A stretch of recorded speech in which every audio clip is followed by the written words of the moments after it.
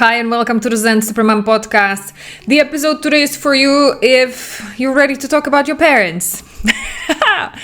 Usually most of the parents find me because they want to talk about their kids and I want to be the best mom or dad, but I find myself being stuck repeating the mistakes of my parents.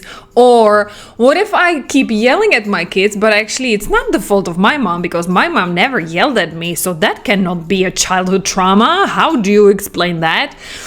Well, if you're ready to be at peace and have a clean-up relationship with your own parents, no matter what your childhood was. No matter if it was a total disaster or just like me, you had a happy childhood, so you have nothing to blame your parents for really. But there are still things showing up and you don't know why. You're getting angry, frustrated, resentful. How the freak is that still possible? And what do your parents have to do with it? And what becomes possible once you clean up your relationship with them? If you're curious to find out, then let's talk. That's what this episode is going to be about. Welcome to the Zen Supermom podcast. Hi, Supermom or Superdad. Alena here, your mommy tantrum specialist and the founder of the Zen Supermom system. And me and my team have helped hundreds of moms and dads start setting healthy boundaries with calm. And this is the first parenting podcast that is not about your kids, that shows you why none of the parenting techniques helped you stop yelling at your kids and how to control your emotions from jumping out so that you can be the safe, loving parent you wish you had growing up. This is the Zen Supermom podcast.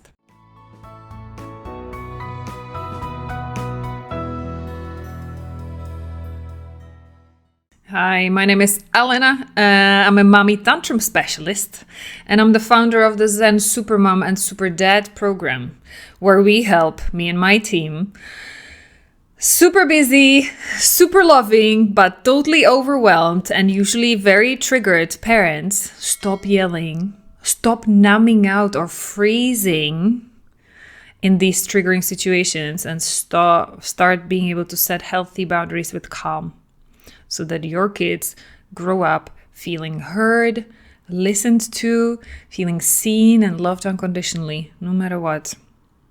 While being respectful little human beings, yes. Not killing other people just because they feel like. Good. That's what we do. And that's usually what we can do within 3-4 months. For everybody. That's the easy thing, actually. Helping you stop shouting at the kids is the easier part.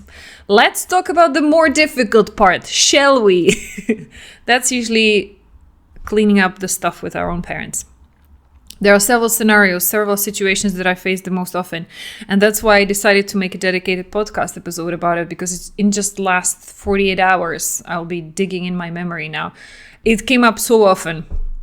Okay, so I'm going to bring up the most classic, the typical memories, adult relationships with parents, and usually what trips people up. Where is it that they get stuck? So that hopefully by you hearing me talk about it and identifying with one or more of these examples, you will be able to see where you got stuck and get going again and clean it up. Sounds good? So let me dig in my memory because again, I have no notes. I'm just in the middle of my all meetings. Then after I finish this podcast, I'm running for my daughter. We are going for her first dance class. So bear with me. This is it. Perfectly imperfect. Supermom on the go and doing my best for you. Let me focus. So first one, I just spoke with a dad who is interested in joining the program for that. And so I was asking him questions about his childhood. And what he told me was about his parents. And he started by saying, well, I don't hold a grudge, but, and this is so common. That's why I wanted to talk about it. It's very common for parents that I talk to who already have the level of awareness to realize I'm yelling exactly like my dad did, or moms. I yell exactly as my mom used to yell. I'm even using the same words, and I can imagine my face looks the same way. That's how I used to feel. My mom the most terrifying thing she could actually do was not even to yell. It was when she called my name, my Alena, like my normal name. For you, it's normal. For me, it was not normal to hear my mom say Alena, because I knew when she said that, I knew she was like very upset and I was in trouble.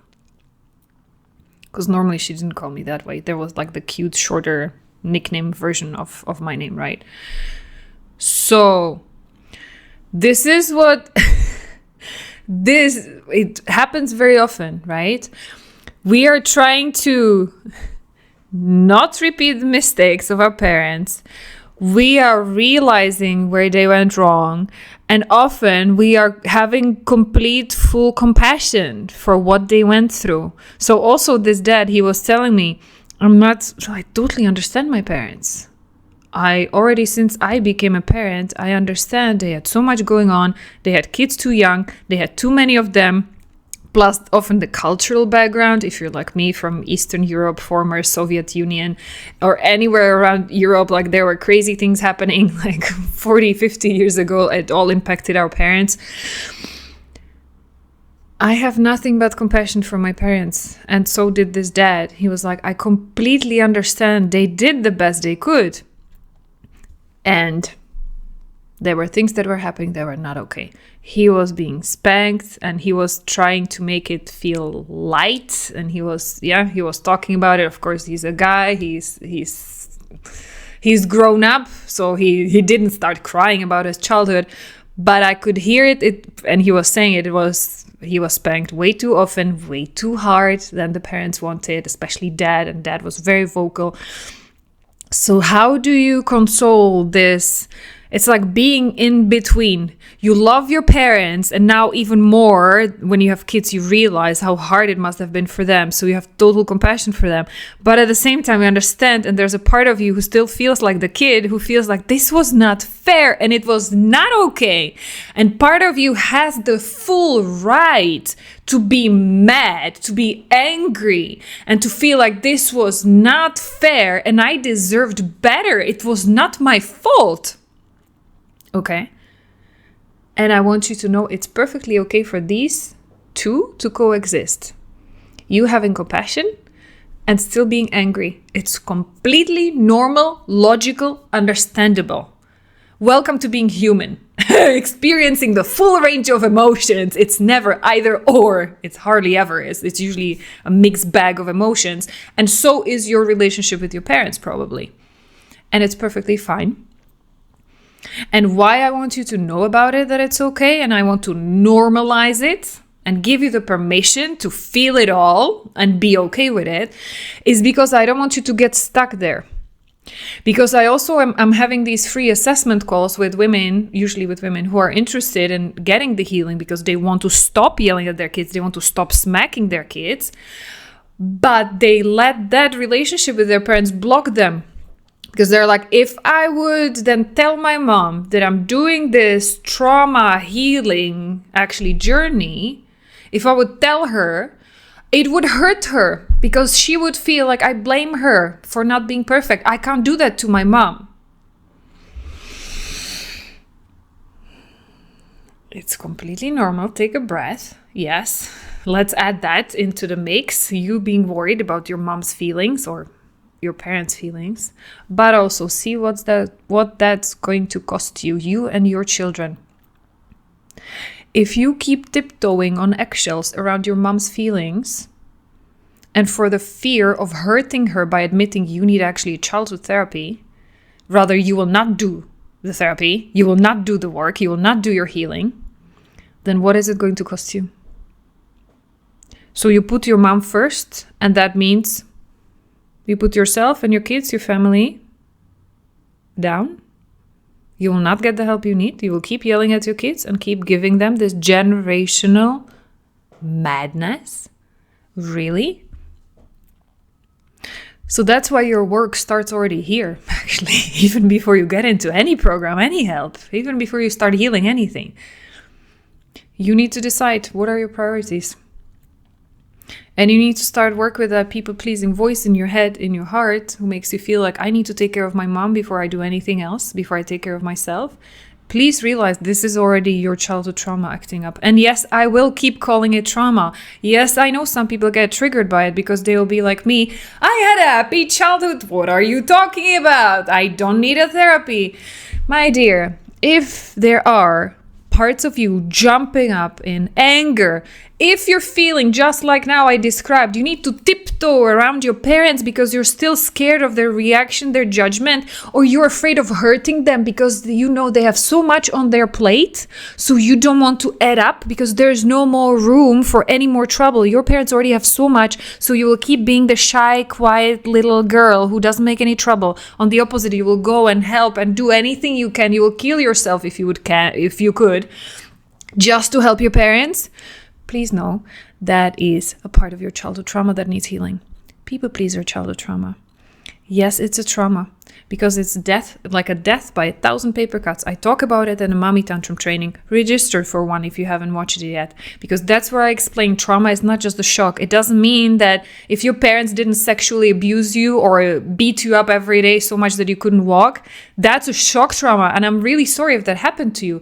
But most of us sitting on this podcast, you did not go through a shock trauma. You have a developmental trauma, which is the opposite extreme of the spectrum that trauma is. And that developmental means too little for too long. Death by 1,000 paper cuts. If you would cut your finger just once by a paper, did it happen to you? I bet like it happened to all of us, right? Once upon a time. It's just like a small annoyance. It just bleeds a little. It just hurts a lot. In 2 days, it's gone. You don't even remember you had anything. But if you keep cutting on the same place several times a day, you would have a serious health issue. You could die on it, get some infection or bleed out. Sorry for the graphic example, but do you understand now? This is what developmental childhood trauma is. Your parents not allowing you the space to be who you are, making you feel responsible for their feelings, making you feel so stressed out or using you as their parent. So you were the listening ear of your mom who had so much going on that she was coming to you to comfort her. You were her safety blanket. That's part of your childhood trauma. That's what needs cleaning up. That's why it's so important you catch it. You don't let that run your life for the next decade or two, and you start looking into it. Because unless you do, you're doing the same thing to your kids. That was another case. I spoke to a mom, bless her, no judgment, and I'm not saying any names here, but you might hear your story in my podcast. I'm not sharing it with names. It's totally anonymous. Don't get triggered by it. I'm sharing it because there will be so many moms that will understand what I mean. They will resonate with it because you're doing the same right now. I bet there will be lots of moms listening. You're doing the same. You're using your kids as your safety blanket because you're going through so much. You have maybe a broken relationship with your ex, and your kids are the only thing that you hold on to because they are giving you, when they give you that innocent smile and that big hug with those little warm hands, and you feel just like so fuzzy and I can breathe now. I know, that's great. Yes, you deserve to enjoy the unconditional love of your children, but they do not deserve to be used as safety blankets for you. You're an adult, you're the grown-up, you need to take care of your... I'm sorry to say these words in the podcast, but you need to take care of your stuff. Because otherwise, that's how your kids will grow up, and that's what they will feel. That they have to tiptoe around you. They cannot bring up they cannot share anything with you because how you would react. Okay?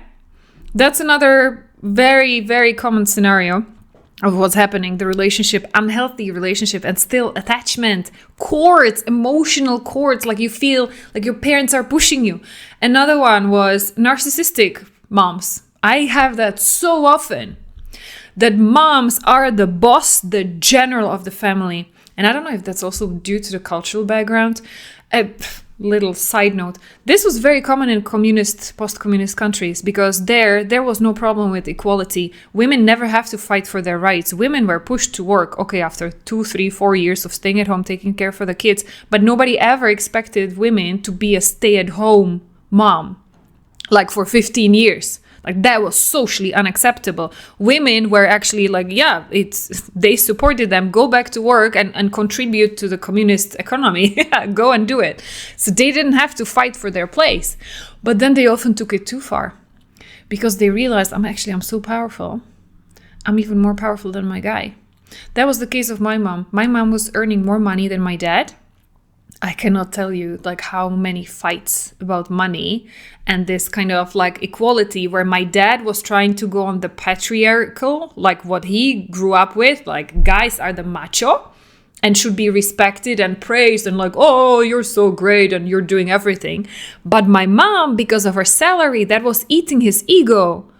And my mom's confidence went up, right? Because she was like, what are you? I'm not going to like boost your ego. I deserve some recognition for making so much money. Like how amazing is that? And she was rightfully so proud. She was the only kid and actually the first person in her family who went to university, who got university degree, and she got management position job. And then she became CFO, chief finance officer among all of the guys. She was, for her own childhood trauma where she was made to feel like she was not good enough. This was an amazing ego boost and validation for her identity that she is good enough. But then my dad couldn't handle it, right? So we were witnessing this as kids, and I'm meeting lots of moms who understand this and who are telling me, my dad was the happy-go-lucky kind of guy, mellow, but my mom, she was the general, she was the boss of the family because she was so independent, she was so strong, she was such a hyperachiever. And the more she kept going on the hyperachieving side, the more the dad started feeling like he's the next kid and he was getting out of her way because there's no way I want to get tangled in this drama and stress. She can do it better by herself. Well, go do it by yourself if it's better than how I do it. And so that's how the women, the strong alpha female, that's how they get in the position of having to do everything on their own. Because they basically push the guy away. Like, get out of my way, you're too slow, not good enough, not doing it the right way. But then they burn out, right? And this is then when it gets coupled with even more mental challenges and the women become narcissistic and manipulative and they're literally bullying not just the kid but the husband. Then it becomes also a dangerous pattern. And many adult women, or men even, are still tangled in this narcissistic manipulation. So there was another mom in the last 48 hours I spoke to. Was it in a group call or one? I don't even remember now. So many meetings, so many stories all mixed up together. But she was still mixed up in that relationship with her mom. So she already did a lot of work. She already cleaned up a lot of that. She understood it's not about me. My mom is total narcissist, manipulative, and like it is on her. So she even cut her mom out of the picture. Yes, I remember. And she did already so much therapy. She was telling me, yes, like 50 sessions with psychiatrists and I don't know what else. And she was still feeling caught up in it. She cut her mom out, but then mom was coming through some uncles and other stories like, I want to go back into her life and I want to meet my grandkids and stuff. And like mom was still trying to sneak in and even like indirectly. So they were not talking directly, but the mom still had her claws around her in that relationship because she was still hearing about it. She was still stressing, anxious, thinking. She was still giving it her attention and energy. Even now, as an adult woman, as a mom herself, there was still this unhealthy, like, pull. So, again, why I'm sharing this? Because it is very common. There will be many of you listening now and you'll be like, oh my goodness, this is exactly my mom. How do I get out of it? Well, this is how. Heal. You are not here to change your parents. You need to heal the part that in you that gets triggered by it. You need to heal your end of it. Because that's what will cut the pull. You will stop engaging in the push and pull and drag and healthy, unhealthy. And is there a people pleaser parent on one hand who makes you feel like you're their security blanket and they make you feel guilty if you disappear or God forbid even move abroad and be an expatriate? How guilty are they going to make you feel? I sacrificed my entire life and then you left abroad and you're not visiting me anymore with the kids. Like, how dare you? Or there's the narcissistic manipulator who's making it even worse. No matter what your case, what your scenario is, You need to heal it on your end. One more story that comes to mind, and that was a group call I remember, was a mom who that's what her hot seat was about. She wanted to share. She wants to make her parents happy. And whenever she gets on a call with them, they complain and they are the victims. And she's feeling so triggered by it because she's like, that was her question. How can I show my parents that their life is actually not so bad and that they have it actually very good? And yes, they have some physical problems, but they should be happy they are alive, right? Yeah. So on that, I told her, well, how would that feel like to you if you would come to me wanting to complain and tell me about how your kids got triggered you and you just yelled at them and you're still like shaking from it. You're still angry and guilty at the same time. And I would just tell you, but come on, what are you doing? You should be happy you're a mom in the first place, because there are so many women who want to be parents, who want to have kids, and they cannot for biological reasons or whatever other reasons. And you should be so lucky you have them and enjoy the time, because they grow up so fast. 20 years from now, they will not be here and you will regret it.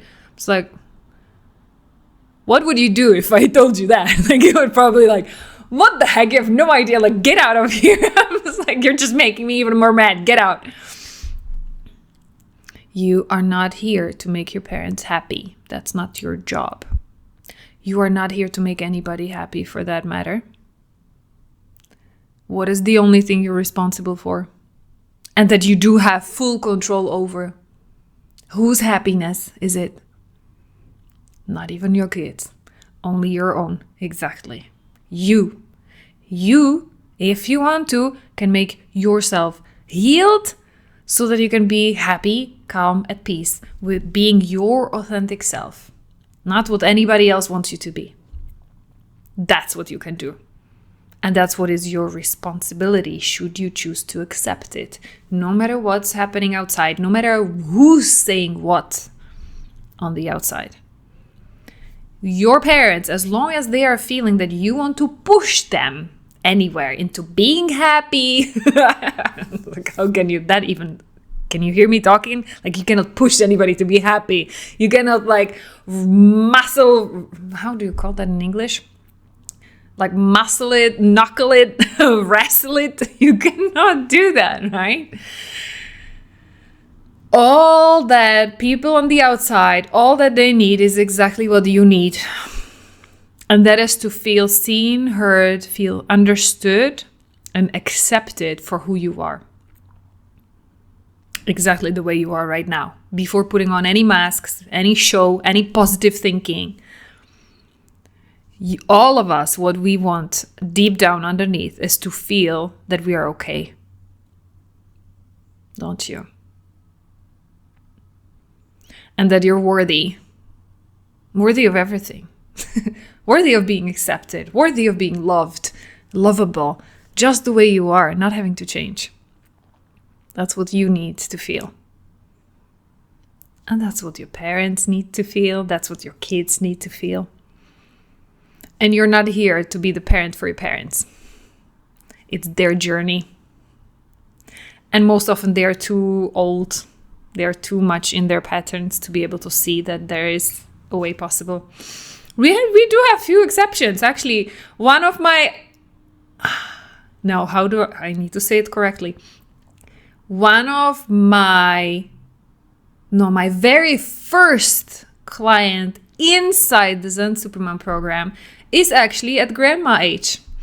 And I'm sending you a hug right now. You're getting the recognition on the podcast.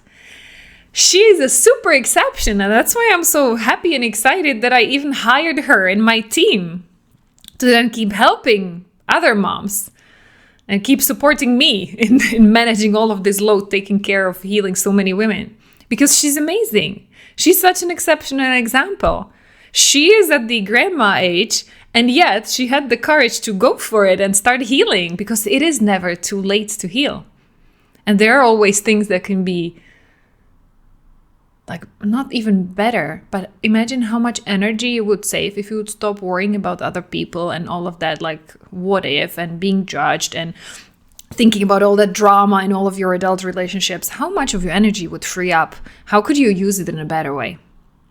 That's the question she asked herself, and she realized, well, it's freaking worth it. Let's do it. So she's an amazing example. Your parents might not be open to that, and that's okay. It's not your job to persuade them, to convince them, to push them to be happy, to help, to be their therapist, to show them what trauma they have, because now that you understand what trauma is and you will start healing it, you will start seeing it everywhere. With everybody, like, oh, that's why he's such a bully, because he's actually feeling so weak and vulnerable on the inside. That's why he or she's so aggressive, because they feel like they got hurt as a kid. That's why they have such a big ego, because they actually don't feel good enough. That's why she's so manipulative, narcissistic, because as a kid, she was probably controlled too much. She didn't have enough the space to have the freedom and independence she deserved, and she was probably hurt a lot. You will start seeing all of these patterns. And you will need to have a lot of compassion for yourself and for the others, because you will not be able to do anything with it. You are here for you. I can talk to you. You gave me your permission to go and start digging in you by listening to this podcast. It's your free will.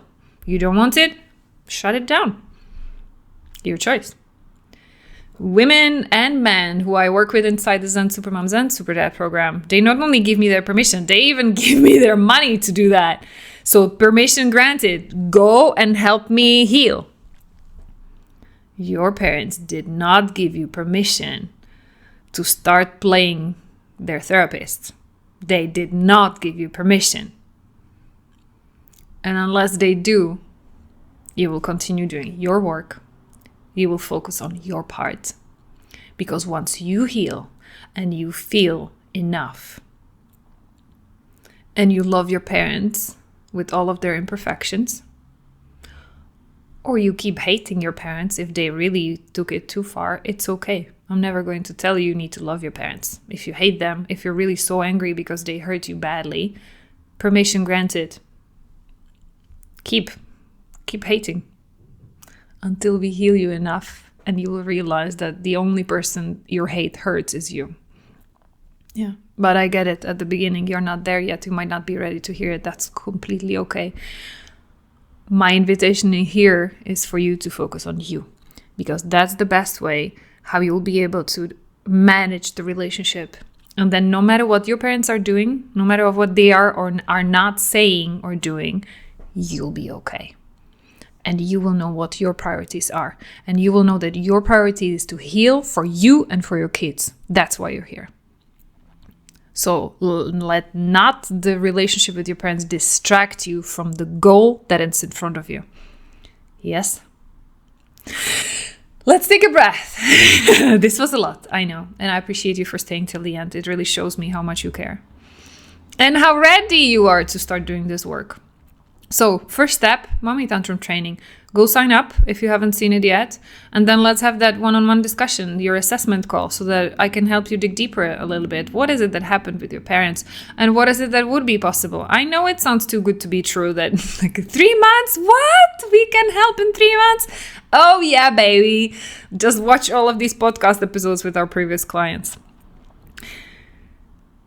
I'm happy whatever value you're getting even out of this free podcast. Yeah. So let me know. Send me your feedback. Send me your aha moments. And I will look forward to seeing you next time. Take very good care. Zen Supermom or Superdad. Bye. Why can't you stop yelling at your kids? And no, it's not the stress, lack of sleep, kids not listening, fighting, hitting, no support, time pressure, ADHD, hormones. No, moms around the world are doing it regardless. How? Join us for the upcoming Mommy Tantrum training and find out too.